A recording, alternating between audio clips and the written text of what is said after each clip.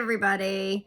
I just wanted to do a video and talk about something that I have not put in my testimony that I really need to put in my testimony.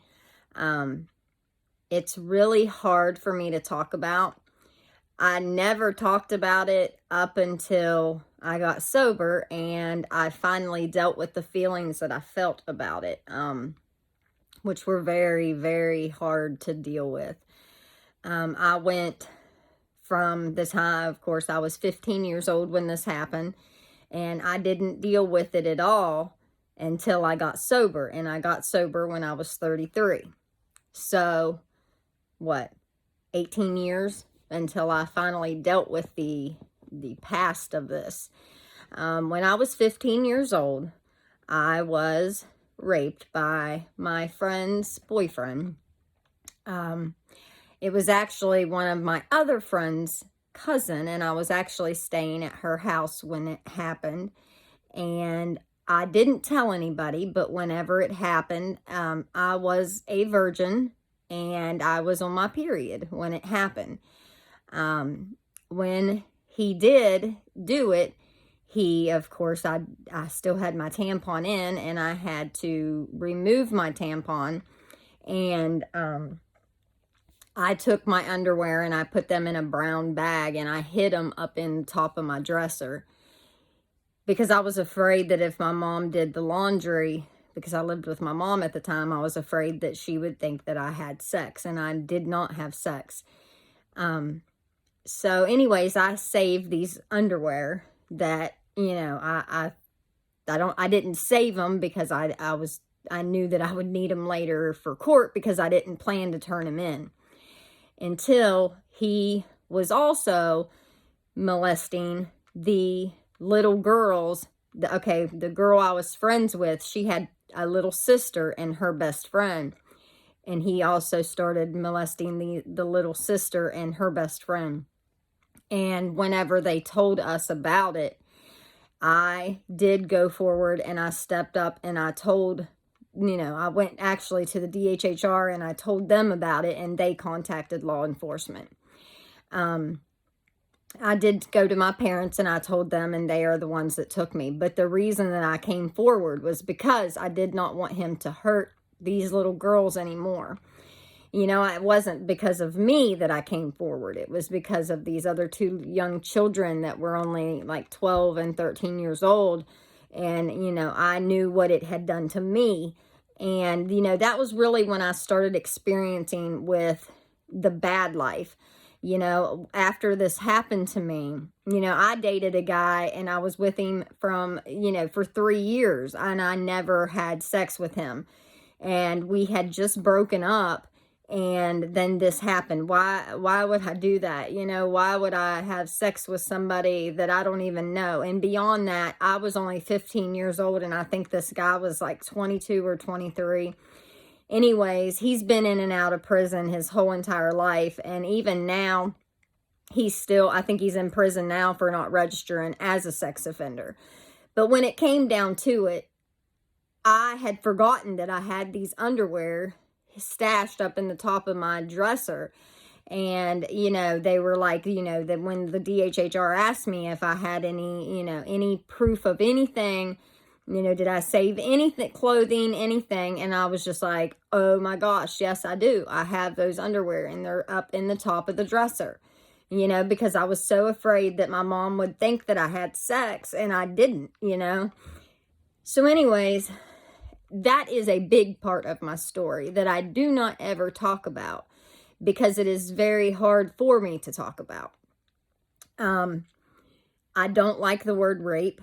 If I'm around people and they use the word rape, it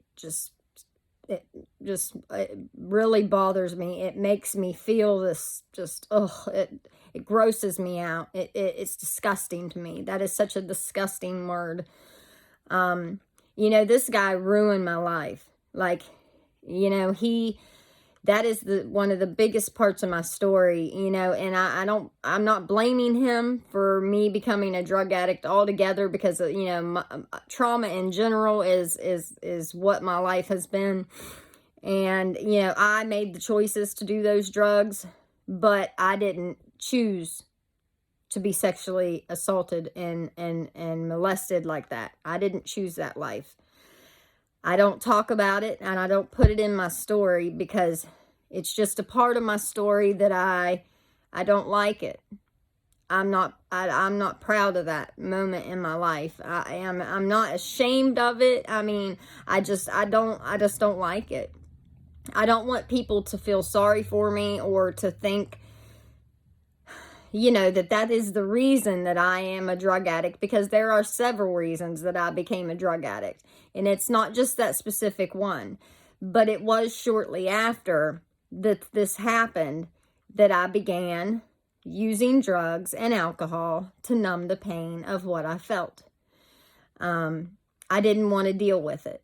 You know, of course, my best friend, I don't know, he told his girlfriend.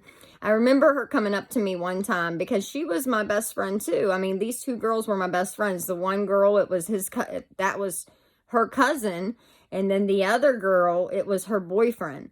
And I would never do that with one of my friend's men. You know, I have never been one to sleep with my friend's boyfriend or friend's old man. Like, that's just not who I am. Anyways, you know, she had come up to me and she said to me something about that I had kissed him. You kissed my boyfriend. You kissed my boyfriend. And I didn't. Like, the entire time that it did happen, he didn't kiss me. I can tell you that right now. It wasn't an intimate situation at all. You know what I mean? Like, it wasn't something that I wanted to do. If I wanted to do it, I would have took my tampon out and had sex. Instead, it wasn't like that.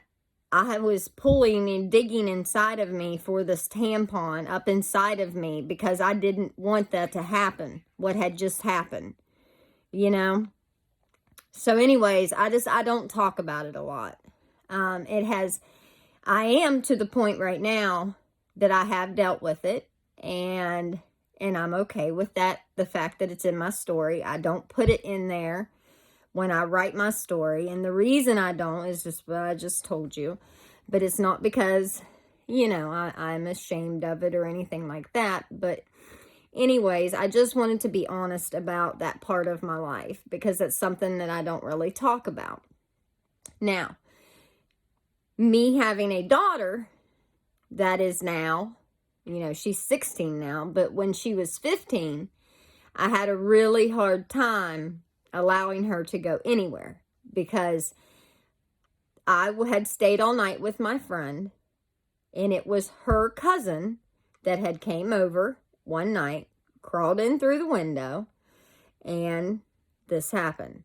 Anyways, I had a hard time allowing her to just go to any friend's house and stay because I didn't want that to happen to her, and I was so afraid that would happen to her. Now, I am very honest with my kids.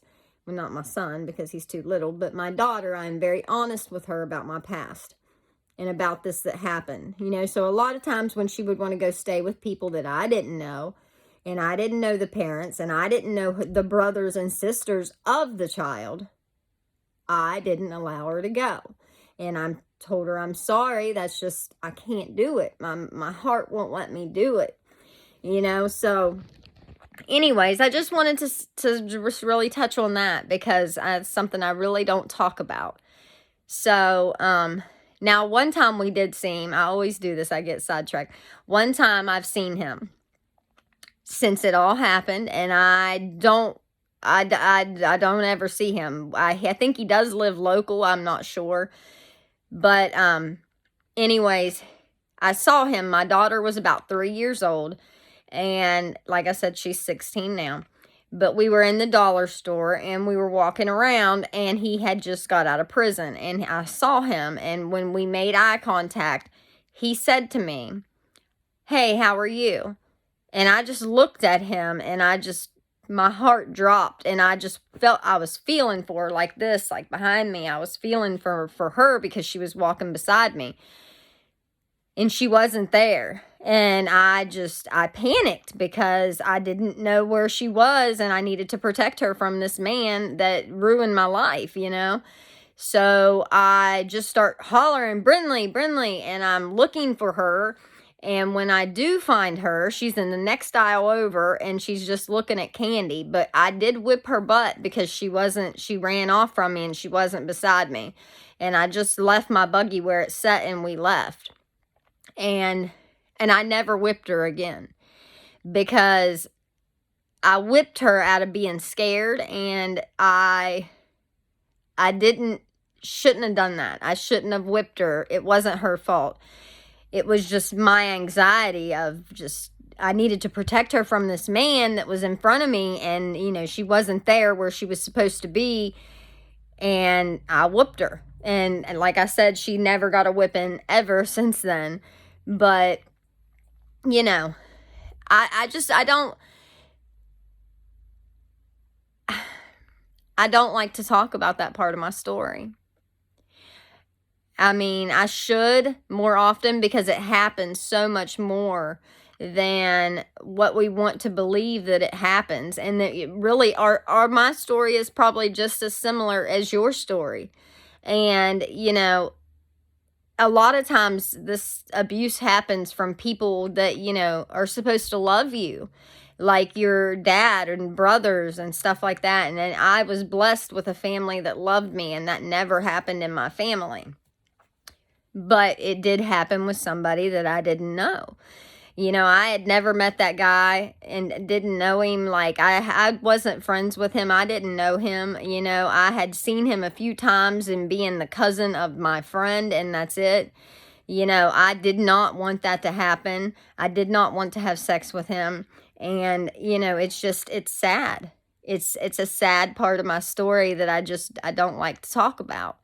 So, but I wanted to be honest with you tonight and just get that out there and just let you all know that that is a part of my story. And if there's anybody out there that is suffering from that type of abuse, you can come to me, and I do understand, and I will try to help you the best way that I can. You know, like I said, it took me 18 years to deal with the pain of this happening to myself. So I understand it's something very, very hard to deal with and to get past. And I will help you any way that I can. So if you're out there, just reach out. You are not alone, and I love you all very, very, very much. I know I say that every time, but I am so, so serious. I do. I love you all so, so much. And it's you guys that, you know, I get these messages from people that's like, you know, you have helped me. You have inspired me. Thank you so much for what you do. And I just want you to know you are welcome. You know, the reason I do what I do is because I was once where you are right now, thinking that I was too far lost and too far gone to have to get help. You know, I had made too many mistakes, and there was no way that I was going. I mean, the good road's here, and I completely veered off and went the wrong way. But you know what? It does not matter how far down this wrong road that you are. You can come back and come down the right road. It's not easy, but it is possible. It is possible. It is possible for me. It will be possible for you. It is possible for every single one of us. Like I said, no, it's not easy. But you know what? What I do on days that I had in the beginning, like I don't really have cravings much anymore. I've been clean almost 3 years now. But in the first couple months of my recovery, I thought about using a lot. Like, it would be on my mind. I would think about it, and it would cross my mind, and I would think, man, I'd like to, you know what I mean? But you know what? Those feelings don't last long at all. If you just let them pass, I mean, they're only going to last a few minutes, and then it's going to go away. Occupy yourself. Find things to do with your time that will occupy you. Yard work was my number one thing. Spending time with my kids and my yard work. That's what I did. That's what saved me. And I would mow my yard at least like once a week, sometimes even twice a week, because and we'd eat too, because I needed to keep my mind off of it. You know, I needed, if I was thinking where my mind shouldn't have been wandering, I would do stuff to occupy my time. But anyways, that's why I do that. And I'm so honest and raw and uncovered about my story, because I want you to know that I have made those mistakes. I have done the worst of the worst, and I was a bad, bad person. I was not nice. I was not kind. I was a terrible, negative, mean person. And if anybody would fail at this, it would have been me. Trust me, it would have been me. From the get-go, I told myself that. If anybody's going to fail at this, it would be me. I'm the one who would turn around and relapse. I'm the one who will be right back where I'm at right now. This is what I told myself back then. I will be right back where I'm at right now, using and getting high every day. I thought that was how I would die. I had accepted that that was how I was going to die. I just accepted it because I thought that was going to be the way it was. But you know what? I made it. I made it. And so can you. And that's why I do this. Because I want you to know that, you know what? You too can make it here. It doesn't matter how far lost or gone you are. You can make it back to the right road. I promise you can. I love you so, so much. Every one of you. Each and every one of you. And I hope you all have an amazing night. And I love you all. God bless.